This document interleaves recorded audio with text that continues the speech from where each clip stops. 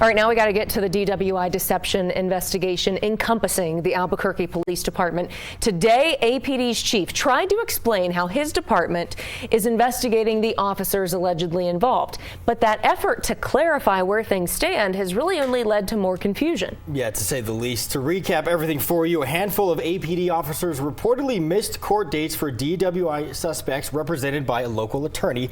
Today, Chief Harold Medina wanted to explain how his department learns about officers missing court and where exactly there was a breakdown. Feliz Romero explains how this flew under the radar for so long. Chief Harold Medina gave an update on the internal investigation into 4 APD officers and 1 supervisor involved in an alleged DWI scheme where they were getting paid to miss court. As chief, I've worked hard to build relationships with the community, and many times we have to stand up here and take responsibility and ensure that we make corrections in the future.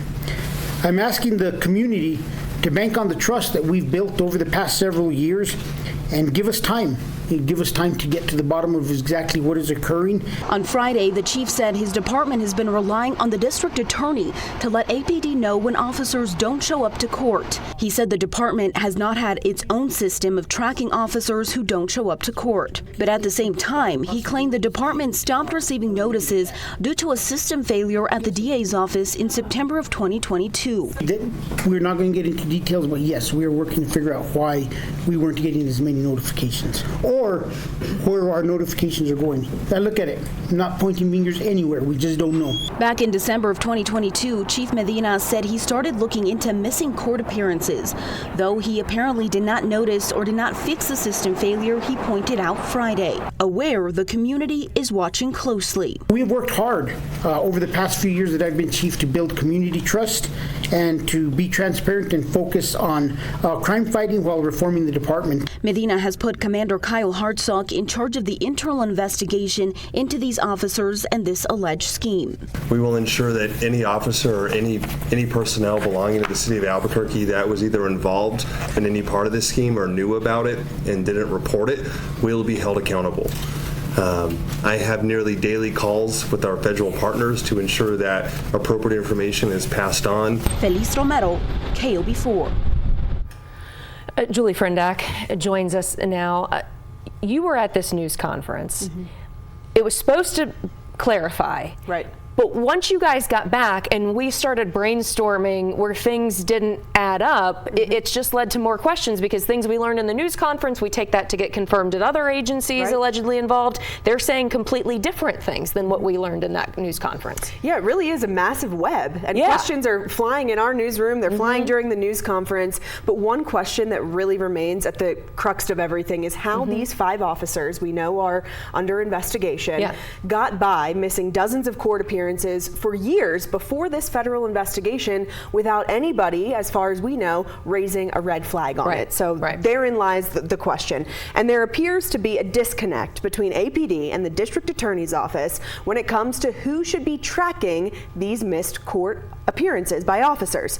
According to the department's standard operating procedures, the court services supervisor is supposed to review all failure to appear notices and create an entry in APD's internal affairs database web application. I know that's a lot of words there, but that comes right from APD documentation. Meanwhile, leaders have not mentioned that part of the system. So what about those notices? This goes back to, again, the problem. Today, Chief Harold Medina told us APD relies on the district attorney's office to track those missed appearances. While he says he's not pointing any fingers, he also said Metro Court should help out in a recent letter to City Council.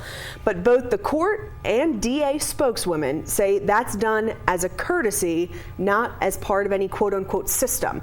So today, we're seeing this new form here, part of a new system that just started up last month.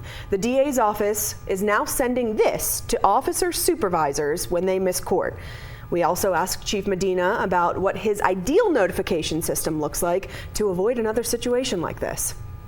We could have put processes in place, but the easiest thing for some entities to do is to them report it to us, because the taxpayers shouldn't have to pay more millions of dollars for us to have a process for us to look these up. when it's the matter of somebody sending a simple notification. I can't blame the DA's office because, like I said, from point A to point B, there's a lot of things that could happen, and that is part of our investigation. So we have more information on this court services unit. I actually tried calling them today after 4 o'clock to see who the supervisor is, because nobody seems to be able to tell us that within APD. We've asked multiple times to see if they're following that SOP you talked about, and if they're getting that information from the DA's office, as we've been told. So what have you learned about them? Yeah, so we want to, just for background on what court services actually is. They are the entity within APD responsible for receiving those failure to appear notifications. And, you know, court services is what they're called. They merged with another unit in 2021 called the SHIELD unit. That's responsible for discovery and pulling together some evidence for ongoing cases that prosecutors are pursuing.